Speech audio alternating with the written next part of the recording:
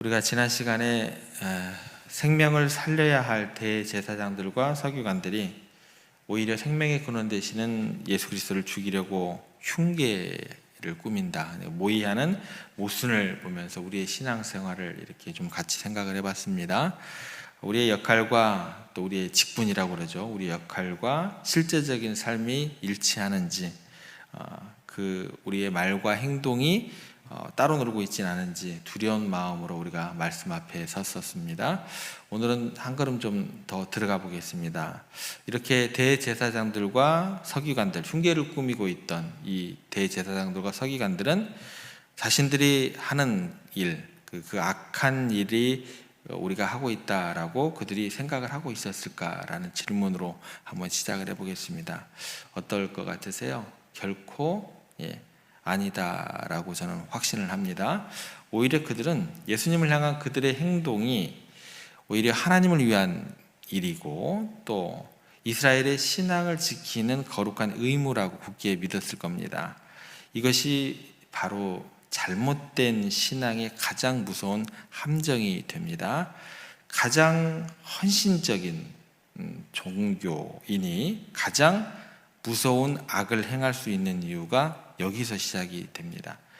선을 행한다고 믿는 확신, 그것이 얼마나 무서운 무기가 될 수 있는지 오늘 본문을 통해서 우리가 깨닫게 되기를 원합니다. 오늘 우리는 신앙이 어떻게 왜곡되어서 자기 의의 함정에 빠지는지 그 특징을 좀 함께 생각해 보면서 특별히 존재가 아닌 힘을 추구하는 신앙에 대해, 존재가 아닌 힘을 추구하는 신앙이 잘된 신앙이라는 얘기가 될까요? 잘못된 신앙이라는 얘기가 될까요? 후자가 되겠죠. 존재가 아닌 힘을 추구하는 신앙에 대해서 우리가 좀 더 깊이 있게 좀 생각을 해보겠습니다.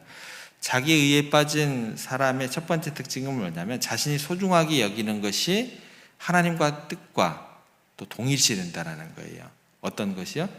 자기가 소중하게 생각하는 것이 하나님의 뜻과 동일시된다는 거예요. 지난 시간에 우리가 생각했듯이 대제사장들과 서기관들은 자신들이 수백 년간 이어온 전통, 또 율법 해석, 그리고 기득권이 곧 하나님의 뜻이라고. 왜요? 자기들에게 굉장히 소중한 것들이기 때문에 그게 하나님의 뜻이 되어버립니다. 예수님께서 이렇게 이야기를 하셨죠. 안식일의 주인은 나다. 갑자기 나타난 사람이 이렇게 되는 거죠. 네가 뭔데?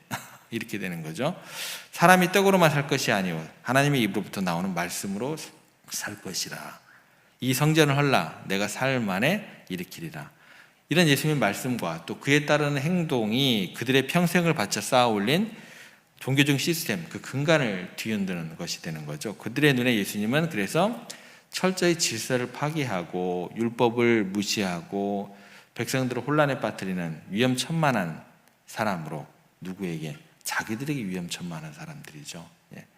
그래서 그들은 이제 이런 얘기를 하는 거죠. 우리가 하나님을 위해서 저 예수를 제거하는 것이야말로 우리가 소중하게 여기는 율법을 지키는 것이고 우리가 정말 소중하게 여기는 이스라엘의 신앙의 순수성을 지키는 일이다. 스스로 이렇게 정당화해 나가게 됩니다. 이것이 자기 의의 무서움이다라는 거예요. 내 경험, 내 지식, 내 기준, 이것이 하나님의 자리에 올라서게 되고 그것에 맞지 않는 모든 것을 뭐예요? 이제 잘라내는 거예요. 틀렸다, 악하다, 이렇게 규정을 해버리게 됩니다. 이게 이제 이 사람들만의 이야기가 아닙니다. 우리도 마찬가지입니다. 내가 가진 신앙의 경험이죠. 내가 속한 교단, 또 내가 선호하는 예배 방식, 마치 성경과 같은 절대적인 그것을 기준으로 삼아버립니다. 성경에서는 그런 얘기 나오지 않아요. 근데 이제 그 위에 올라서는 거죠. 그죠? 그걸 절대적 기준으로 삼고 그거가 조금이라도 다른 방향을 또 다른 어떤 내용으로 접근을 하게 되면 그 사람은 뭐예요? 믿음 없는 사람 같으니라고. 이렇게 되는 거죠. 잘못됐다라고 이제 판단하게 이르게 된다라는 것입니다. 그러니까 나의 열심이, 나의 헌신이 나도 모르는 사이에 하나님의 뜻을 가리는 이제 교만의 도구가 될 수 있다라는 것 기억하셔야 됩니다. 그리고 이제 더 우리가 좀 깊게 들어가야 될 내용이죠. 두 번째죠. 자기 의라는 병이 깊어지면 나타나는 두 번째 특징은 뭐냐면, 우리가 좀 전에 강하게 좀 처음에 도입부에 얘기했던 존재가 아닌 뭐를 추구한다고요? 힘을 추구하게 됩니다. 그러니까 하나님께서 우리에게 주신 존재가 어떠한 건지 그 생각하지 않아요. 그 가치를 그냥 과감히 내려놓고 세상이 주는 힘을 통해서 자신의 가치를 증명하려고 해요. 좀 비슷한데 뭔가 느낌이 확 틀리긴 하죠. 그죠? 그러니까 이것이 바로 대제사장들과 서기관들이 예수님을 죽이려고 했던 핵심적인 이유가 됩니다. 그들은 단순히 예수님의 교리가 자신들이 소중하게 했던 전통과 달라서만 분노한 것이 아니었습니다. 더 근본적인 이유는 뭐냐면 예수님으로 인해서 자신들의 종교적인 힘, 권력이 흔들리고 있었기 때문이다라는 거예요.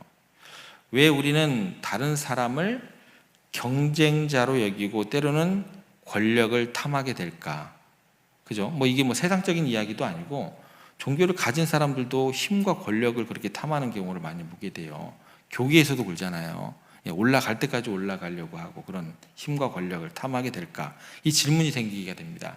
많은 경우는요, 우리 마음속에는 선한 의도가 있다고, 나는 선한 의도가 있어 라고 스스로를 속입니다. 누구나 다 마찬가지예요. 내가 힘만 있으면, 내가 저 자리에 오르기만 하면 나는 더 많이 사랑하고, 나는 더 많이 헌신하고, 나는 더 많은 사람을 도와줄 수 있을 텐데. 여러분 이런 생각 한두 번씩 해보시지 않으셨어요? 없다고 할 수 있는 분이 없으세요? 내가 힘만 있으면 저 자리에 오르면 나는 더 많이 사랑할 텐데. 우리가 이렇게 착각을 하더라는 거예요. 힘이 있으면 사랑할 수도 있고 헌신할 수도 있고 어려운 사람을 내가 도와줄 수 있다라고 이야기를 합니다. 그런데 이것은 지독한 착각이다라고 성경은 이야기를 해요. 사랑은요, 힘의 결과물이 아니다라는 거예요. 여러분 많이 가지면 사랑할 수 있을 것 같죠? 아닙니다. 사랑은 힘의 결과물이 아니라 힘을 초월하는 하나님의 속성이기 때문에 그래요. 우리가 하나님의 형상을 회복해야 된다는 얘기가 그 얘기예요. 대제사장들도 마찬가지였을 겁니다. 그들은요, 우리가 가진 이 종교적인 권력을 지키기만 하면 이스라엘의 신앙을 바로 세울 수 있을 것이고 우리가 백성들을 바르게 이끌 수 있다라고 굳게 믿었고 그것을 굉장히 소중하게 여겼을 것입니다. 그래서 그들의 권력을 위협하는 예수를 어떻게 해요? 우리의 힘을 침탈하는 사람이니까 어떻게 돼요? 제거해야 될 원수로 여기게 되는 거예요. 그래서 그들의 신앙의 뿌리는 사랑이 아니라 뭐예요? 힘이었기 때문에 이렇게 작동을 하게 됩니다. 여러분 진정한 사랑이라는 것은 권력이나 힘이 아닙니다. 자기 희생과 겸손에서 나오는 거예요. 그래서 예수님께서는 힘으로 세상을 철저하게 다스리려고 하지 않으셨습니다. 오히려 그래서 뭘로 오셨다 그래요? 섬기는 종으로. 힘이 없어요. 그죠? 섬기는 종의 모습으로 오셔가지고 힘없이 십자가에 달리심으로 세상의 모든 힘을 초월하는 진정한 사랑을 보여주신 분이 예수님이다라는 거예요. 그러면 어떤 이야기가 되냐면 힘을 추구하는 것은 뭐예요? 인간들의 자기의가 되는 거예요. 사랑을 추구하는 것은 뭐가 되는 거예요? 하나님의 의가 되는 겁니다. 이게 완전히 틀린 거예요. 그러나 여기서 우리가 하나님의 방식과 우리의 방식이 얼마나 다른지 좀 더 깊게 깨달아야 할 것입니다. 하나님은 우리에게 어떤 대단한 능력을 펼치고 놀라운 업적을 이루는 행동, 행위를 첫 번째 목적으로 삼지 않으세요. 근데 우리는 뭘로 첫 번째 목적으로 삼으면 그걸요? 행동을 먼저 적극적인 목적으로 삼습니다. 근데 그보다 먼저 하나님은 우리에게 올바른 정체성과 존재를 요구하고 계신다라는 거예요. 그래서 뭐라고 얘기를 하시냐면 너는 내 사랑하는 아들이다. 이게 먼저예요. 힘이 아니에요. 어떤 행동이 먼저가 아니에요. 먼저 뭐라고 하겠어요? 너는 내 아들과 딸이다. 이게 먼저입니다. 너는 내 백성이다. 너는 세상의 빛이다, 소금이다. 이게 먼저예요. 정체성이 먼저입니다. 이 말씀들은 모두 우리의 행위에 대한 명령이 아닙니다. 여러분들 착각하시면 안 돼요. 우리의 존재에 대한 선포를 먼저 하신다라는 거예요. 하나님, 우리가 무엇을 할 수 있느냐라는 것을 보시기 전에 뭐를 보신다고요? 너는 누구냐? 이걸 먼저 보신다라는 거예요. 하나님의 사랑받는 자녀라는 그 존재 자체를 하나님께서는 더 기뻐하십니다. 그런데 자기 의의 함정에 빠지면 뭐예요? 이 순서를 뒤바꿔 버려요. 존재보다 뭐가 먼저 앞서게 되는 거예요? 행동이 먼저 앞서게 되는 거예요. 하나님의 자녀라는 존재에서 오는, 그래서 평안을 누리는 대신에 행동이 앞서요. 무언가를 하려는 행동이 앞서게 돼요. 행동을 앞서는 이유가 뭐예요? 내 가치를 증명하려고. 그죠? 그래서 다른 사람을 어떻게 얘기해요? 내 행동을 증명하려고 하다 보니까 다른 사람은 뭐예요? 이건 하나님 안에서 함께 사랑받는 존재가 아니고 이 사람은 뭐예요? 왼수가 되는 거예요. 경쟁자가 되는 거예요. 이 논리 구조를 잘 살펴보시면 하나님께서 왜 자꾸 이렇게 이야기하시는 걸 아시게 되는 거예요. 내 행동을 통해서 내 가치를 증명하다 보니까 이 사람은 뭐예요? 증명하면 안 되는 거예요. 다른 사람을 경쟁자로 여기게 되고 그 사람은 내 시기의 대상이 되고 내 권력을 그렇게 그 사람을 누리면서 내 힘을 차지해야 된다는 거예요. 한번 생각해 보시기 바랍니다. 우리가 진정으로 하나님의 사랑받는 자녀라는 존재의 기쁨을 누린다면 굳이 우리가 세상의 힘과 권력을 통해서 우리의 가치를 증명할 필요가 있을까요? 예. 이미 충분히 우리가 귀하고 존귀한 존재인데 말입니다. 그러나 자기 의에 사로잡힌 사람은요, 자신의 존재 가치를 하나님이 아닌 그런 힘과 권력에 의해서 그렇게 찾으려고 합니다. 그래서 우리가 신앙생활을 하면서도 어떻게 돼요? 늘 불안해요. 야, 저 사람이 저렇게 잘하면 안 되는데. 네, 그렇죠? 다른 사람과 비교하고 경쟁심에 사로잡히는 이유가 여기에 있게 되는 거예요. 우리의 초점이 나는 하나님의 자녀다라는 존재의 기쁨에 맞춰져 있지 않고 나는 무엇을 이루었다. 나는 뭐 저런 사람하고 틀리는데 막 이렇게 되는 거죠. 행위의 성과에 맞춰져 있기 때문이다라는 것입니다. 그래서 세상과 신앙의 차이는 여기에 있습니다. 세상은 힘이 있어야 존재 가치를 인정을 받지만 하나님의 나라에서는 뭐예요?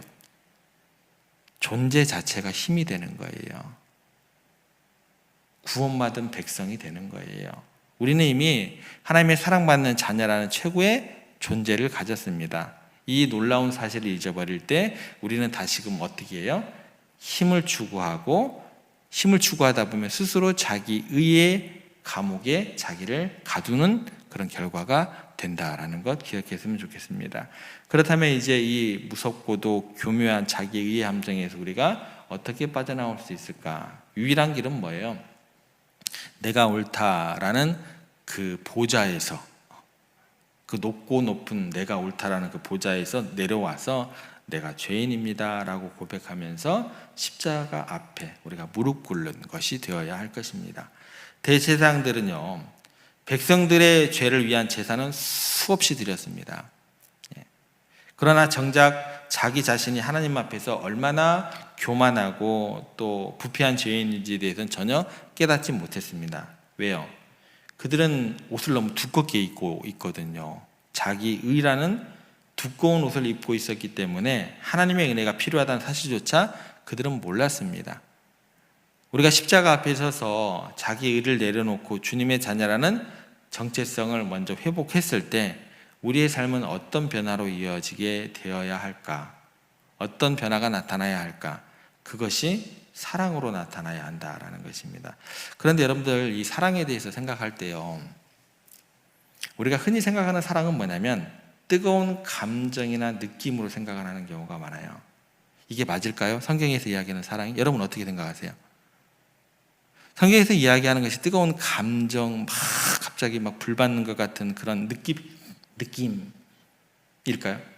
여러분 그렇게 생각하시는 경우가 많죠. 성경은 사랑을 그렇게 얘기하지 않습니다. 성경이 말하는 사랑은요, 되게 구체적이에요. 무례히 행치 않고, 성내지 않고, 자기 유익을 구하지 않는 것, 여기서 그치는 게 아닙니다. 모든 것을 참고, 모든 것을 믿으며, 모든 것을 바라고, 모든 것을 견디는 것이라. 이게 뭐예요? 이게 뭐라고요? 이게 사랑이에요. 여러분, 사랑에 대해서 굉장히 추상적인 것으로 생각을 하는데 성경은 그런 사랑 이야기하진 않습니다. 이 모든 것 안에는 무엇이 들어가는 거예요? 그럼 결국에는 의지가 들어가 있는 거예요. 그래서 여러분들 제가 항상 농담 삼아 하는 얘기가 뭐예요? 이악 물고 사랑하셔야 됩니다라는 거예요. 의지가 들어가는, 감정이 아닙니다, 여러분들. 착각하시면 안 돼요. 사랑에는 의지가 들어가는 거예요. 내 감정은 뭐예요? 저 꼴 보기 싫은 것. 내가 왜 같은 교회를 다녀야 되나? 이게 감정이에요, 여러분들. 감정에서 자유로울 사람이 있어요, 없어요? 없어요. 여러분들, 내가 다니는 교회 가운데 내 마음에 드는 사람만 다니는 교회 절대 못 찾습니다. 왜요? 감정이 우리를 지배하기 때문에. 내 감정은 저 사람이 밉지만 그럼에도 불구하고 사랑으로 결단하고자 하는 의지. 내 상황은 힘들지만 내 상황이 항상 좋습니다 라고 고백할 수 있는 사람이 누가 있어요? 거짓말이에요, 여러분들.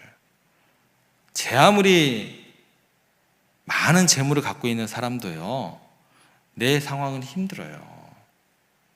그런데 그럼에도 불구하고 내가 용서하기로, 내가 다시 일어서기로 선택하는 의지. 이것이 바로 자기 의를 깨뜨린 사람, 하나님의 자녀라는 정체성에 굳게 선 사람이 보여주는 뭐예요? 사랑의 온전한 모습이 되는 겁니다. 어제 우리가 나누었던 뭐죠? 직분과 행위의 배반. 그죠? 그 배반, 그 얘기도 결국은 뭐냐면 오늘 우리가 나눈 자기의라는 잘못된 신앙에서 비롯된 필연적인 열매가 되는 겁니다. 직분을 가졌으면서도 행위가 일치하지 않는 것은 그 직분을 통해서 하나님을 섬기는 것이 아니라, 하나님을 사랑하는 것이 아니라 그 직분을 통해서 자신의 의를 세우려 했기 때문에 주어지는 결과물이다라는 것입니다. 오늘 이 새벽 우리의 신앙이요, 나의 의를 쌓고 나의 감정을 따라가는 종교가 되면 안 될 것입니다. 내일 십자가 앞에서 나의 죄인됨을 고백하면서 오직 주님의 긍휼을 힘입어서 사랑하기를 결단하고 그렇게 선택하는 우리의 참된 믿음이 우리 가운데 나타나기를 간절히 소망하시기를 바랍니다. 예수님께서는 힘을 가졌으면서도 그래서 철저히 힘을 사용하지 않으셨습니다.